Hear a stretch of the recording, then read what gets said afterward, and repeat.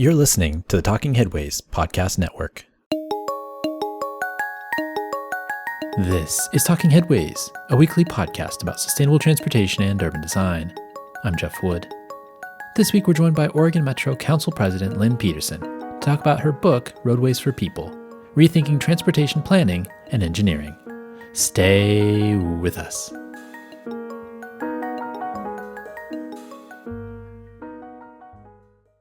This is Sean Farrell. And this is Matt Farrell. Check out our podcast, Still to be Determined, where we discuss electric vehicles, renewable energy, smart technologies, and more, including which one of us is mom and dad's favorite. Still to be Determined continues the conversations I start on my YouTube channel, Undecided with Matt Farrell.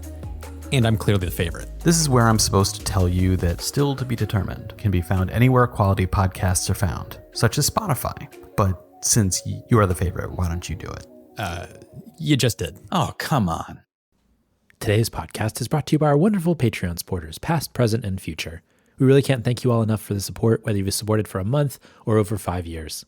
Join this merry band of infrastructure nerds and zoning wizards and support Talking Headways and Mondays at the Overhead Wire. $2 a month gets you stickers, including our Cars Are Cholesterol sticker and a handwritten note. $10 a month gets you one of our transportation scarves. Thanks everyone from the advocates to the bus drivers that support this show. Go to patreon.com/theoverheadwire to support. That's patreon.com/theoverheadwire. You can also get our transportation scarves, sign up for our daily newsletter started in 2006, or get our audiobook version of Raymond Unwin's Town Planning and Practice by going to theoverheadwire.com. Also, in the show notes, you'll find links to the bookshop.org affiliate store and link to purchase some of our Cars Are Cholesterol merch, designed with the great help of Richard Wazensky. Follow him on Instagram at DickDavidSketches if you get a chance. Thanks for all your support, and we look forward to sharing with you what's next. Lynn Peterson, welcome to the Talking Headways podcast. Thank you for having me. Well, thanks for joining us. Before we get started, can you tell us a little bit about yourself? Sure. Grew up in Wisconsin with a background as a Aldo Leopold conservationist. And what that means is being able to see the entire system of how an ecosystem works so that when you throw that stone into the pond and you understand the ripples out, as you're managing the land, as you're managing the ecosystem, that you understand the ripple effects that you could have in populations of animals as well as the flora and the fauna.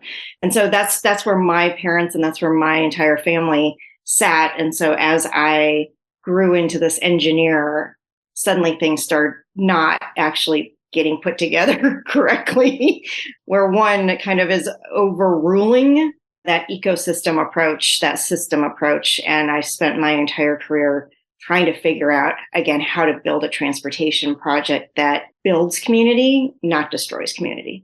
What made you want to be an engineer and then a planner? Was it something that started when you were a little kid, or was it something that grew when you were older? Yeah, I made the decision as a 12-year-old. My stepfather is also a civil engineer. He did remote sensing image interpretation, and we got to do 6-week vacations out to the West Coast from Wisconsin to take pictures on the ground of geologic formations, to take those 3D pictures back to the Midwest so that when the students at the University of Wisconsin-Madison were seeing things from above, they would actually be able to see what it meant on the ground, so that they would be able to correctly interpret images. And so I got to play out in the West Coast, where I landed as a professional years later. You started in Wisconsin, and you have a story in the book about that specifically, about Highway 12. I'm curious how that kind of shaped your thinking as well. You know, it was a political decision for this new secretary to come out and say, we have a new project, and it's based on a safety issue. And I had never heard of it. It was in our region. It was not on our radar. It was a political decision to grow a larger market share for the Wisconsin Dells, which was north of Madison by about 70 miles. And I-90 goes directly from Chicago, Milwaukee, Madison over to the Wisconsin Dells. So there's an interstate system completely serving it. But the new secretary wanted another way to get there, having had a business at the Wisconsin Dells. So suddenly I'm asked to do the safety study after it was announced there's a safety problem. I'm like, this doesn't add up. How? And then when you delve deeper into it, and what I've learned in my career is that we are just starting to learn what does safe mean for everybody, right? But in that case, what I found is that the vast majority of the fatal collisions were caused by DUI. And so straightening and widening is not going to help in that case.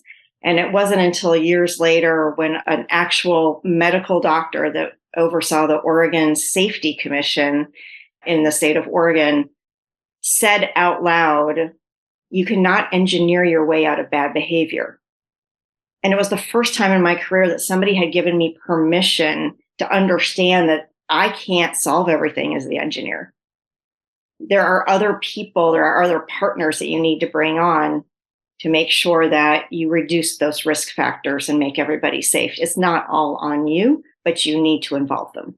So that takes you to rethinking your stance on the road, on your professional life.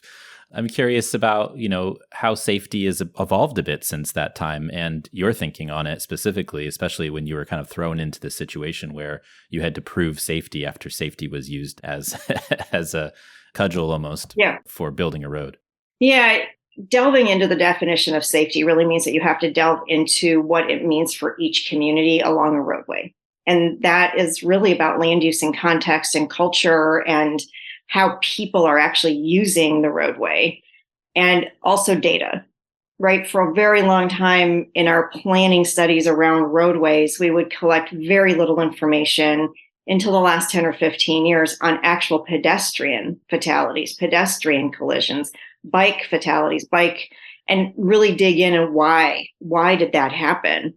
And so as we've gotten more data and we've been more curious about how safety is perceived by folks, as well as what design elements you can bring into a road design to help with that safety for all modes, it's only been in the last 10 to 15 years that we can actually say, oh, this will help. It's not just based on myths.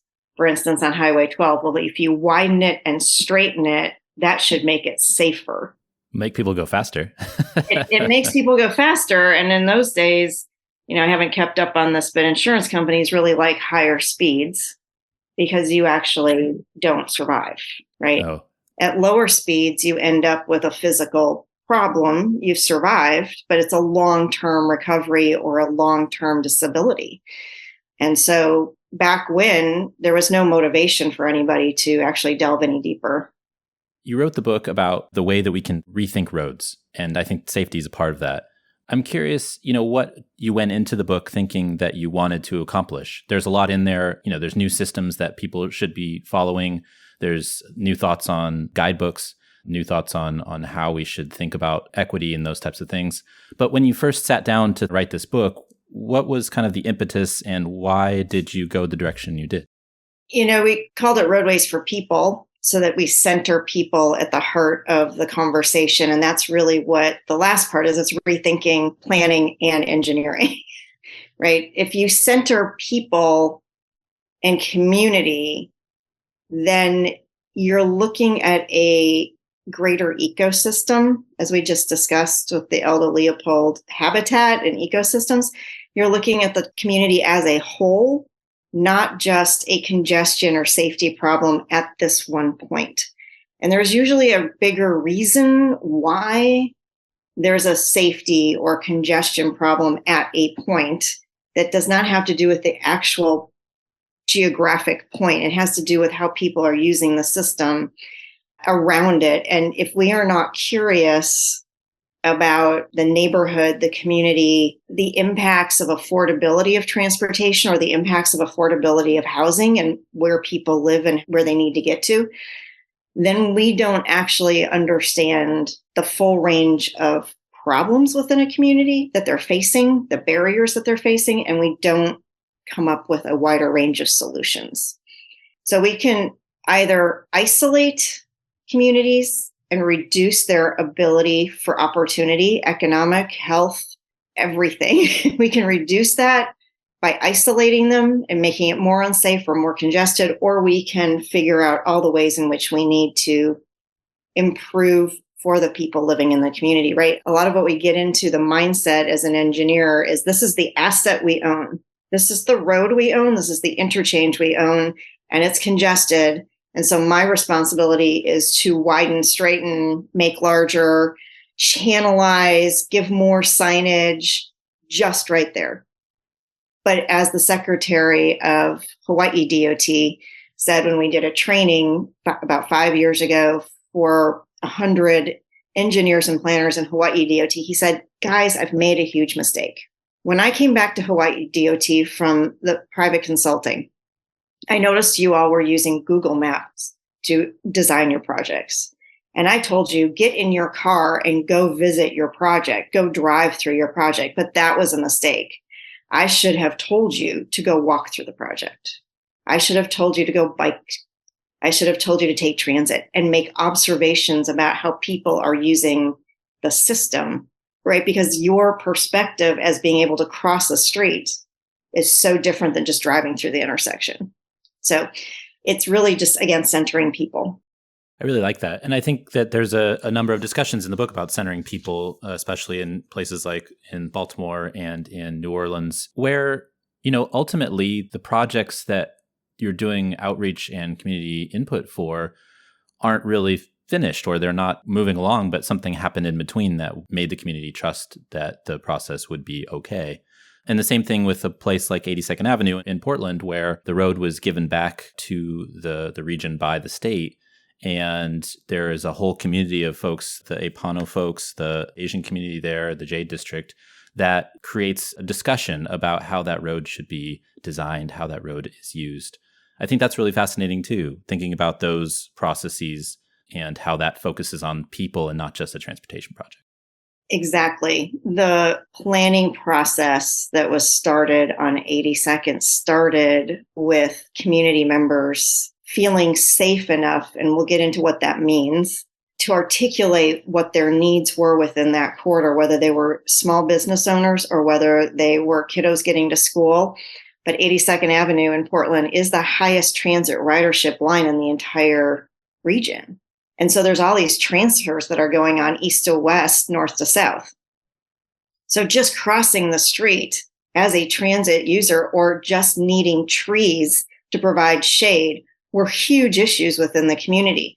But if we started with the traffic engineer scoping out a project, they would say, well, all 10 of these intersections need new signalization, they need new hardware. There would be very little attention paid to the pedestrian crossing the street or the number of crossings per mile, right? So we started with the people to identify what they needed and then built out with the traffic engineers and with the planners, like, how do we scope this project? And really, that's where we usually get sideways with a process, is that somewhere 20 years ago, 10 years ago, somebody saw congestion at an intersection. They scoped the project then. It took 10 years to get to the planning process. And by that time, somebody's already estimated a cost for that project. And then they come and they say, hey, here's the project we're going to do. And the community's like, that's not the project we need. What are you talking about? We need X, Y, and Z. And they're like, well, that'll drive up the cost that we've already scoped. So we're not going to be able to do that. Right. So it started 10 or 20 years ago. And that's where I want to focus is we need better scopes and better estimate ranges because we don't know, right? We haven't done the in-depth, and we should never be held to something that was created 10, 20 years ago. And that's what a transportation project takes to get through. Between funding and the planning and the engineering, it takes 10 to 20 years.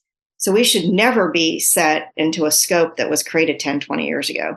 So 82nd is a really good example. In the Baltimore, the BP Tunnel project, which is moving forward with funding now, as well as 82nd, we also started with the assumption that there was a lack of trust and that we had to build up trust. And so both of those projects needed to establish a way within each community that is unique. In the BP Tunnel, it was creating a committee that was actually empowered to start looking at ways to still have a railroad going through their community, but basically mitigate upfront the impacts rather than somebody else deciding this is where it's going to go and then mitigate impacts, which we may never be able to mitigate. It's an upfront discussion about we realize this railroad is going to have to go through here. We can't push it out. We can't push it away. How do we design it so we can live with it and make our community better and stronger in the long run? In Portland, we spent 2 years prior to being able to have that conversation on 82nd, actually building up capacity within community-based organizations to just be able to talk about transportation. So we granted a lot of organizations a lot of grants to be able to build up that capacity, hire on staff, get them up to speed with these projects. So in terms of Apano and the Asian community, having folks that were trusted members of the community be able to go out and have those conversations in places that were safe and be able to speak in the languages that they felt they could actually communicate in and not English. Again, we got a lot more information from that kind of conversation rather than just having a town hall meeting where an engineer gets up and says, there's congestion, here's my solution, let me know what you think on this card, and then walks away. I found that interesting, the Baltimore example, where it seemed like there was a switch that got flipped. Early on, the FRA and Amtrak were a bit antagonistic, or the community felt like they were antagonistic towards them. And something switched a little bit into the project where it changed and everybody felt like they could trust each other. What was that switch that flipped? Well, I can't speak on behalf of the community members or the project lead, but I would say one of the things that probably would ring true to everybody is that if you are given an opportunity as a citizen to be in a room with project leads that look like you and understand your lived experience and give it the importance to the empowerment to have that lived experience conversation and not just about data that may not have been collected ever, then that trust starts to build up. The second part in these projects that's always super important is to show how the input has changed the possibilities, right? And a lot of where we get sideways is an engineer will go back to their desk and redo something, but never actually communicate back to the community. Oh, I made changes based on what you said. That's great. They heard, they reacted.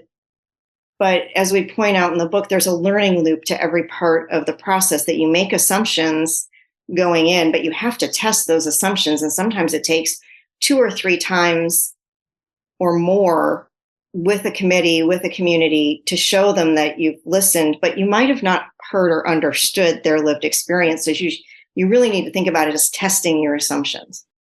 I think that's interesting too. The idea that you have the advisory committees, you go in and, you listen to the community and then you go back and maybe reframe some things or fix some things and then say, oh, is this what you meant? Is this what I have now on paper what you meant? And they can say, yes, that's what we meant, or no, I have no idea what you're talking about. You must have taken our words out of context. Exactly. I think that loop is really fascinating and interesting and part of your process. Yeah, there is this desire, and a lot of us have it just innately within us, to want a linear process, right? Every step is unique, and we've created a timeline, and we've given the public a timeline, and we've given all of the elected officials a timeline, but none of those timelines actually account for learning and growing. They're making a lot of assumptions about, well, I know what the problem is, I know what the solution, or I could have 2 solutions in my head.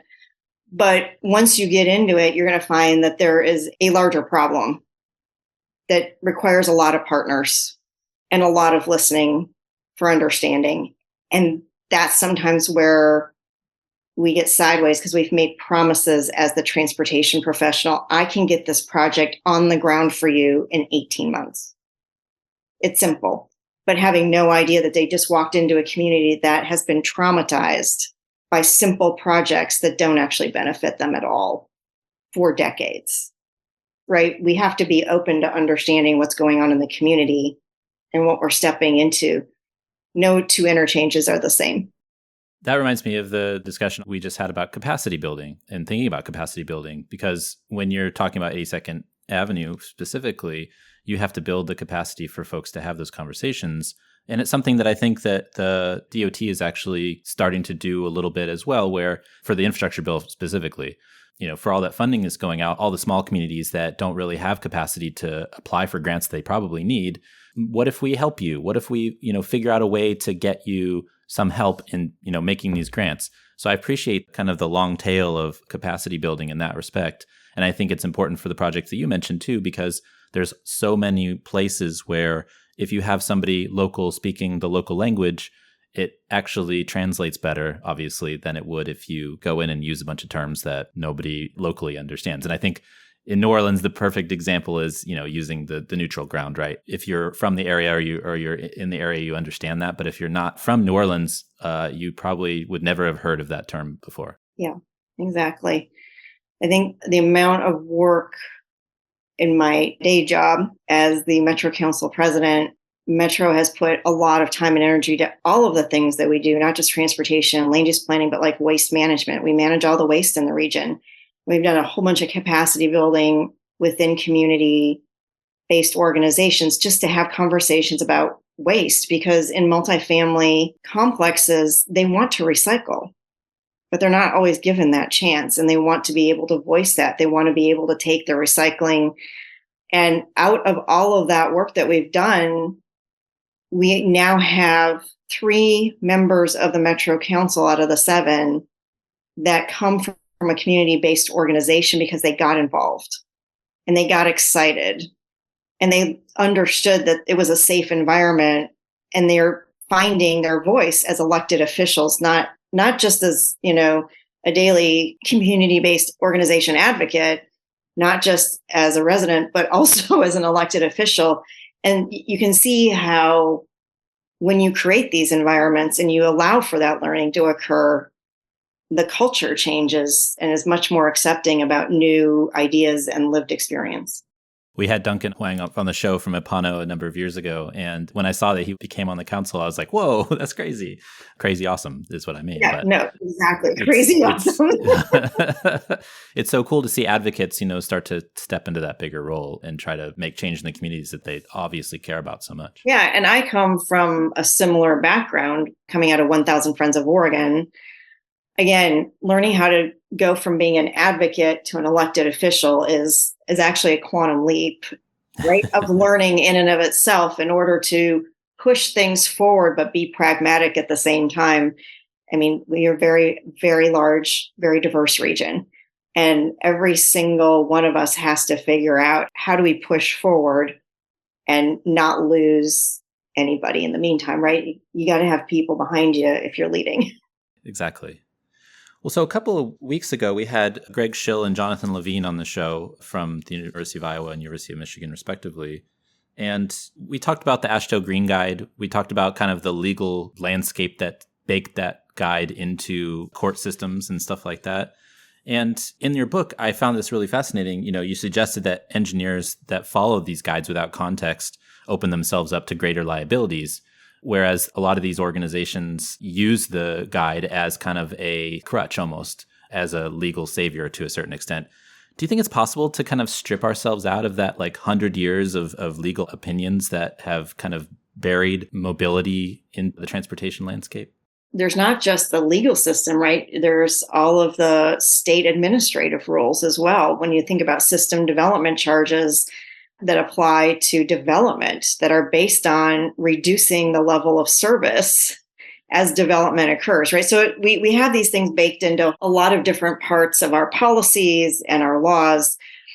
The answer is yes. California is moving forward with a VMT, vehicle miles traveled reduction based on greenhouse gas emissions. So they've baked that into their system development charges for development, that you actually have to show a reduction in VMT, not a reduction in travel delay for a vehicle.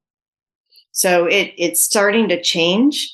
Oregon, we're playing with it. Washington is playing with it. There are a lot of states that are playing with this idea. It will take time.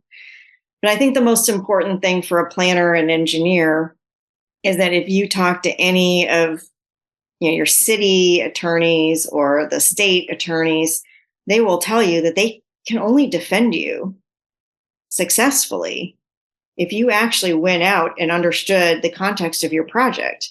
If you blindly put down a quote standard or guidelines, then you're much more liable.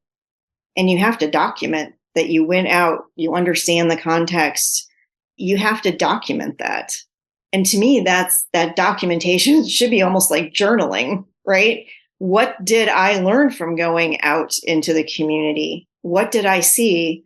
What do I need, again, to test my assumptions on? This history, again, has a long tail, as you said. I like that. When we went to build out the interstate system, the Green Book actually had a lot of flexibility and still does, right? It has a wide range of lane widths, a wide range of everything. But the states actually narrowed that flexibility down to almost nothing, so that thousands of engineers across the landscape were building exactly the same thing. They didn't want any change, right? It was driver expectations. It should be the same in Florida as it is in Oregon. That was the mentality. And so it started to create a copy exactly type of mentality within all of our cities as well, right? So it didn't matter what the context was. You only have one way to do business, and that's it. And that's where our safety came from. It wasn't from data. It was like, well, we just need the driver to understand, whether they're in Illinois or California, the same expectations about where the signs are going to be, how wide the lane width is going to be. All of that needs to be the same. But now we understand it doesn't, that it really depends on the context. Every roadway, every light rail, every streetcar is going to be different. The McDonald'sification of transportation planning. Standard potatoes, russet potatoes from Idaho. Yep. And everybody gets the same fries. Yep.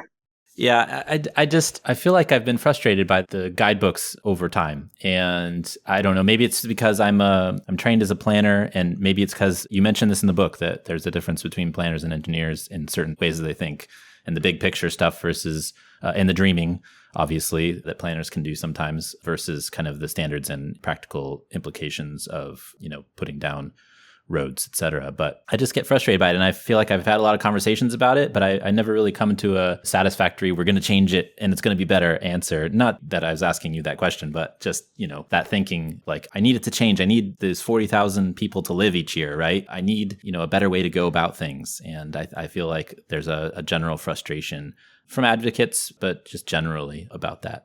What I have found generally is that the only way to start thinking in a culture that's been created over the last 100 years differently is that we need different performance metrics for both planners and engineers, right? So a planner, it's about the process, but we still think linearly about the process, and we call it the rational planning process, and it's based on data. And again, a lot of the lived experience that we see on the ground is not actually been collected as data yet. And so a lot of folks don't feel seen or heard because there's nothing reflecting back to them in the data what they know in their heart and what they see every day, whether their kid can cross the street or not. So that rational planning process needs, again, that's why the learning loops. But we also need to put quality of life indicators into the planning process, not just going back to the scope. There's congestion at this intersection. Planner, go out and talk to people. We don't care what you find out, right, from the engineers, but that planning process needs to be, again, rooted in how people are actually living in that space and what the bigger transportation problems are around that intersection. They might find, as we did at WashDOT, that we came up with a really great roundabout as a solution at an intersection that was having some safety problems. Took it out to a town hall and said, look at this amazing roundabout we've created. And the community, almost in unison, was like, yeah, that's beautiful, but it's at the wrong intersection. The intersection downstream was actually causing the problem. So they put in two roundabouts. So it's just, it's that on the planning side, you need to be open again to this looping. And then on the engineering side, we really need to get past the performance metrics, the success measures that I was measured against, and every single one of my, former colleagues are still measured against. And that is in the design phase of when you're doing your engineering, are you reducing congestion and are you improving safety? That's it. And it's really just safety for vehicles. And when you go in construction, it's on time, under budget. Those are the 4 performance metrics, and that has to change, right? And the only way to get those performance metrics to change is for more individuals in planning and engineering to feel more comfortable with things that are not necessarily pure engineering. Like there's a universe of data and information that needs to be brought to the table that reflects that lived experience. Do you think we have shared goals and values around the country about what we're trying to accomplish with our transportation system? Your face is like, you're asking me this really hard question. Sorry, I don't mean to. No.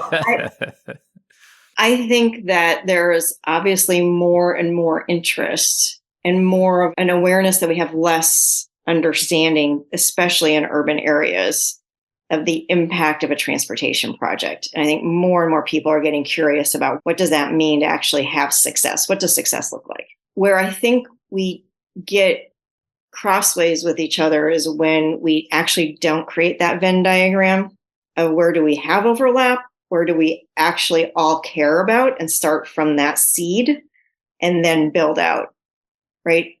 If you're just the owner of a highway or a roadway and you go in and you don't spend the time finding out that this project is going to create gentrification, then your project is at risk of failure.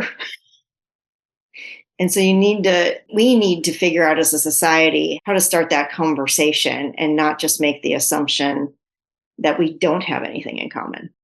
Do you think that adds up to, each project being kind of a bespoke individual process that is hard to, you mentioned earlier the timelines. 10, 15 years, I think people are getting frustrated by not just transportation, but housing and all of these other things that are taking years and years and years when people feel like we don't have years. We have this climate crisis. We have affordable housing crisis. We're having problems getting access to all the things we need access to.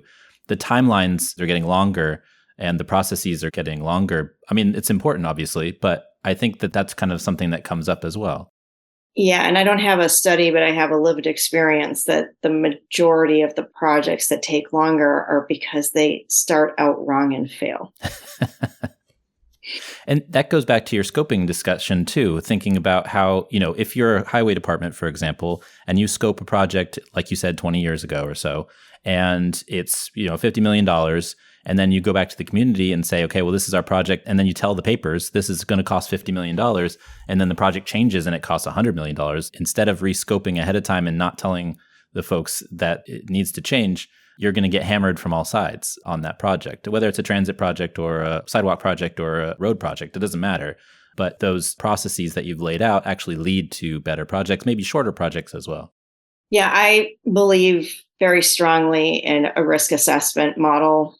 A lot of the state DOTs that have had a lot of money flowing through them have built up very robust risk assessment models so that they know, can I be on time and under budget? What we worked on when I was Secretary of WashDOT is we worked on incorporating this kind of thinking early into the process so that we were reducing the risk, right? Because what you don't want is to spend all this time and energy to take out a solution that then gets killed because nobody likes it, because you just created it in a vacuum. So the more upfront work you can do, the more likely you can get to an actual successful project, and successful for more people than just those driving through the community, but for everybody. And you see that time and time again, the project leads who have a bigger understanding of the political landscape, who understand and have trusted relationships with people in the community, have a much better starting spot than those who are in their office on Google Maps. One of the projects that ties the book together is Oregon DOT's Rose Quarter project, which is a pretty, I guess, controversial project locally because of all the opposition to it. And I'm curious why that project kind of speaks to you personally as something that you wanted to kind of frame a book around. The Rose Quarter project is located on Interstate 5, just across the river from downtown Portland on the east side in the Albina neighborhood.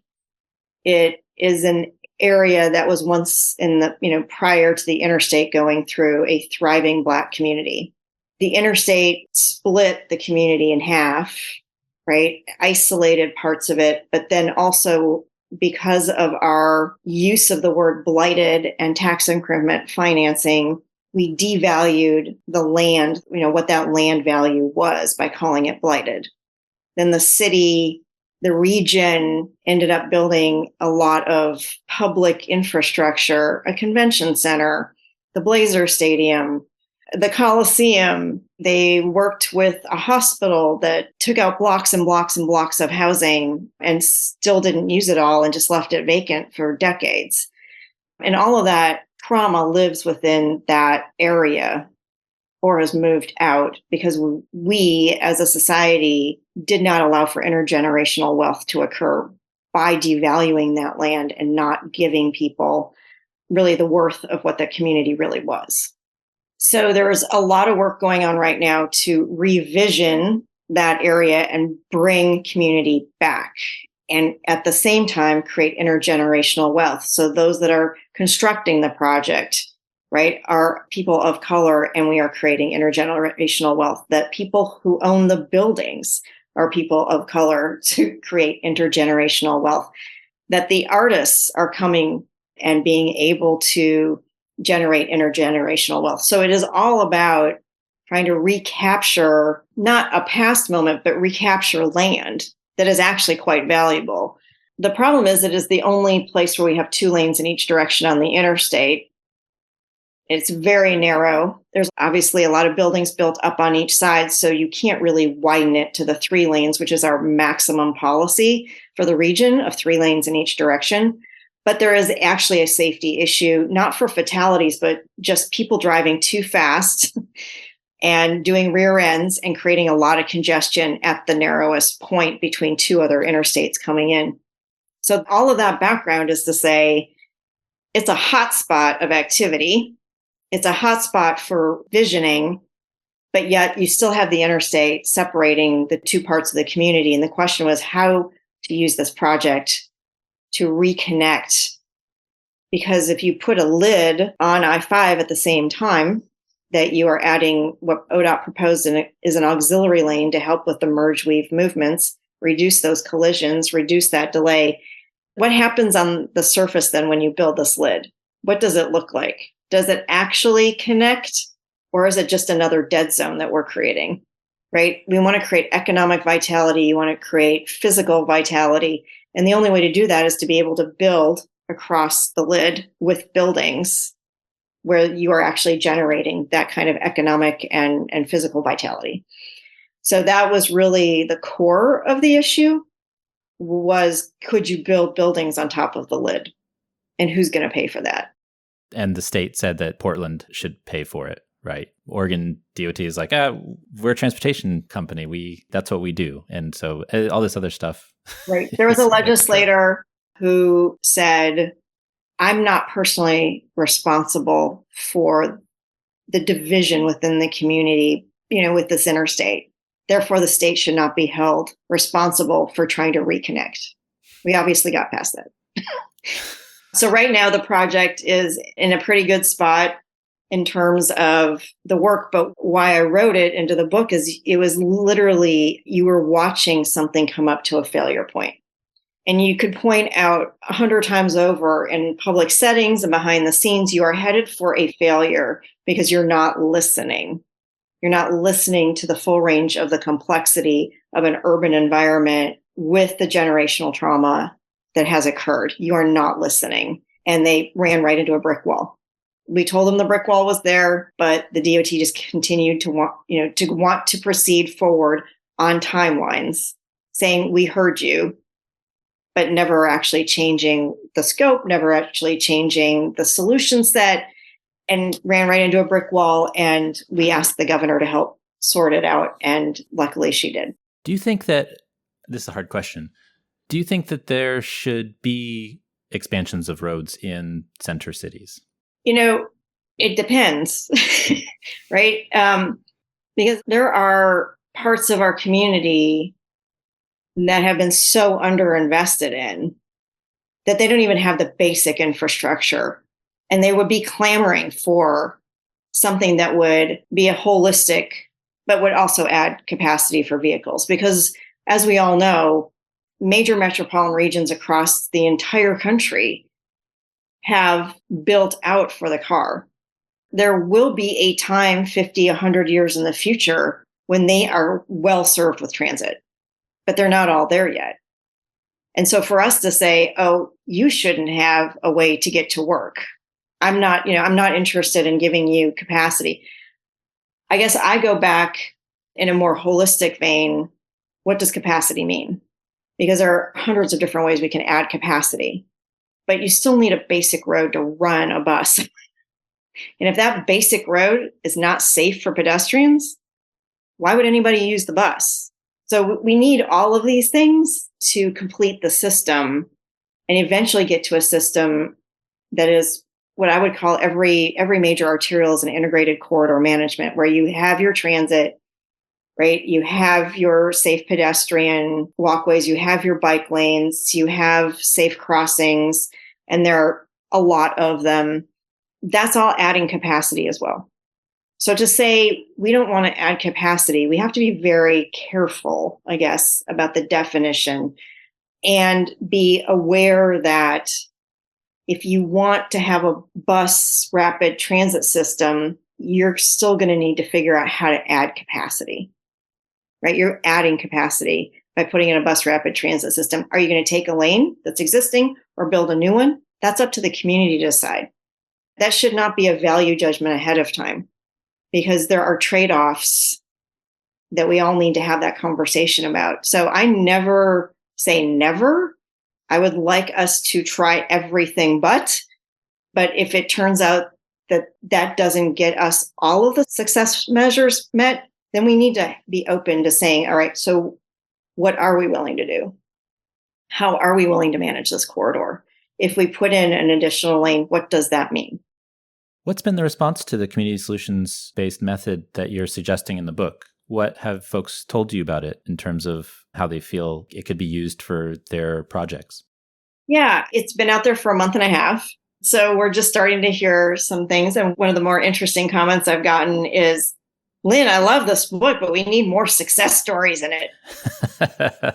And I agree. Across the country, we need more success stories. But I think we've laid the foundation for this conversation. And I think what we're trying to show is you can actually be more successful and do more good as a planner and engineer for a lot more people if you just stop and breathe and understand that it's an iterative process. Never assume that your assumptions are 100% accurate or the way the world works for other people. And I think that conversation is what's important. Was there anything that you left on the cutting room floor that you wanted to put in but weren't able to for brevity or for time? Oh yeah, an entire second book. I figured. I almost could tell by reading it. There's something else out there. Well, we put in some of the big umbrella solution type work that you can do to design a project that is actually multifaceted, multimodal, right? And one of those is practical design.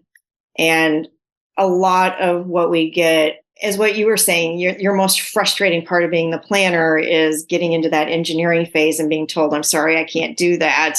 Whatever it is that the community wanted, I can't do that because, well, it turns out putting a practical design lens on your projects means that you can probably do more within your budget or for less if you actually dig deep into what the actual safety problem is and not make a bunch of assumptions again. So practical design, practical solutions, it's been used in different states differently. And there's a little bit of a backlash at this point, and we don't need to call it practical design or practical solutions, but it is about the flexibility within engineering design guidelines that you actually have the ability to use if you understand the underlying problem. And that is where we, again, with the scope, we get sideways. And so how do you look at a safety project, for instance? While I was secretary of WSDOT, I got a call saying, Lynn, we just wanted to let you know we're going to be taking down 500 trees next week. Tell me more. Why are we taking down 500 trees next week? Well, we did a safety audit on a corridor, and this was one of the solutions. So tell me, what was the problem? What was the safety problem? Well, we have rear end collisions. So there's not a line of sight issue. No. So the trees aren't in the way of, again, being able to see somebody come around a curve. No, that's not the issue. Our deer, bear, cougars, coyotes, are they coming out of nowhere? So we need to reduce the amount of habitat too close to the road. Nope, that's not the issue either. Well, what is the issue? Well, it's urbanizing, and there are a lot more driveways, and people are stopping fast, and they're getting rear end collisions. And I said, again, why are we taking down 500 trees? What makes that more safe?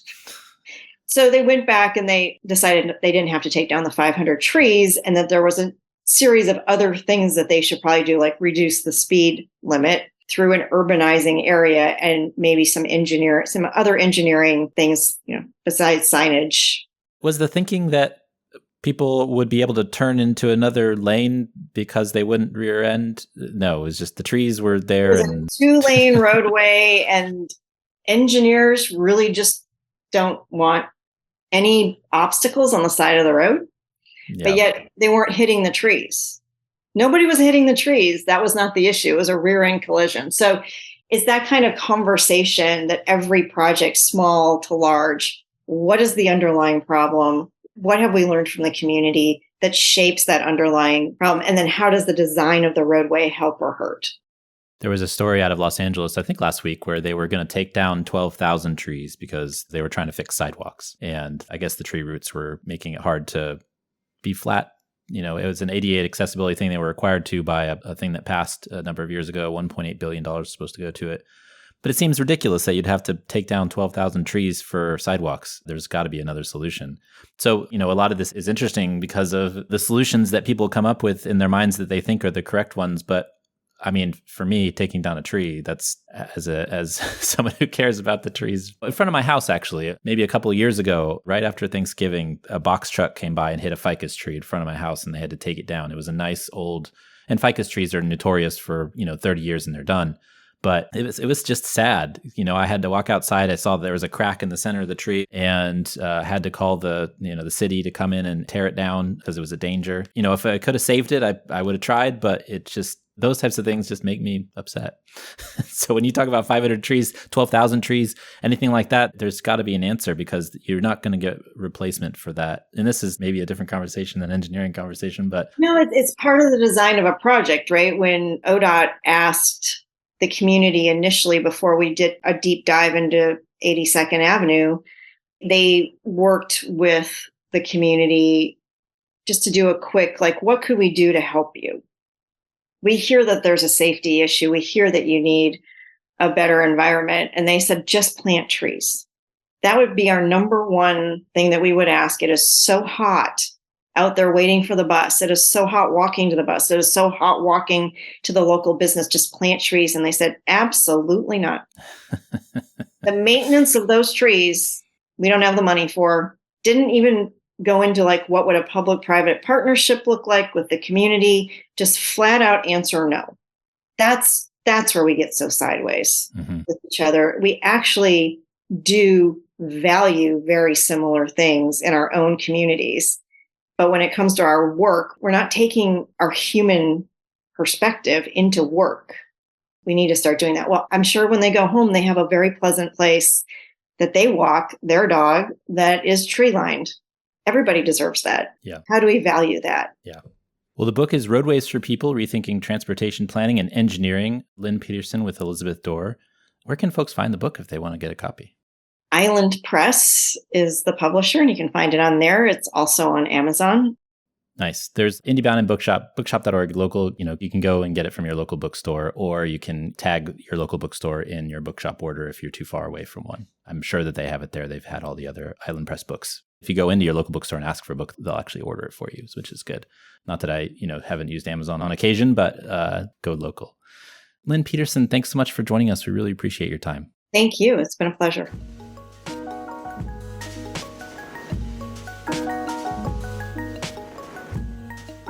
And thanks for joining us. The Talking Headways podcast is a project of The Overhead Wire and published first at Streetsblog USA. Thanks to our wonderful Patreon supporters for sponsoring this week's show and Mondays at The Overhead Wire. Find us at patreon.com/TheOverheadWire. And you can sign up for our 16-year-old newsletter at TheOverheadWire.com. And you can also listen to our show on your podcatcher of choice, including Spotify, Stitcher, SoundCloud, iHeartRadio, and Apple Podcasts. And if you can't find it there, you can always find its original home at usa.streetsblog.org. We'll see you next time at Talking Headways.